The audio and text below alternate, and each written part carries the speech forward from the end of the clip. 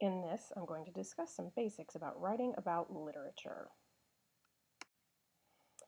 First, when writing about literature, we want to think about what topic we're covering. We don't simply want to write about everything, but we also want to have some sort of focus. You want to write about a theme or recurring image, for example. Basically, it's your larger interpretive idea. That you don't want to simply summarize what's happened in the story. We want to move beyond summary into that analysis and interpretation.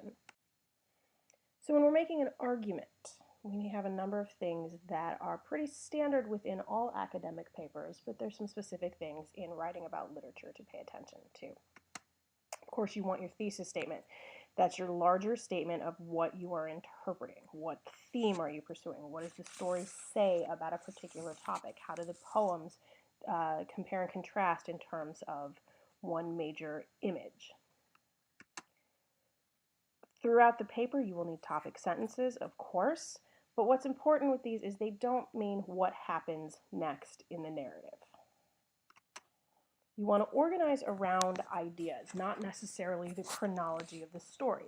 Now, if you're doing something on the development of a character, following chronologically makes sense. But if you're talking about setting, or you're talking about a set of recurring images, you may not want to focus on what happened.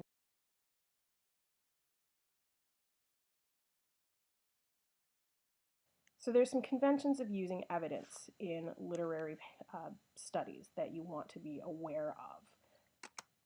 The first time you mention an author, use his or her first and last name. All subsequent mentions should be the last name only. Do not refer to any author by first name only. This is really essential. You don't know William Shakespeare?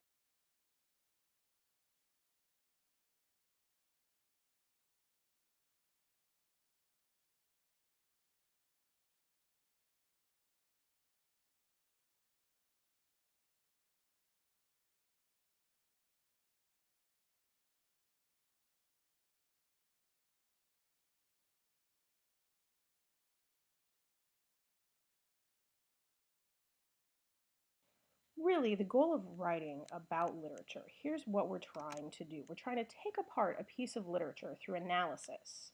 And so that's pulling those pieces apart and then synthesizing your own ideas into this interpretation.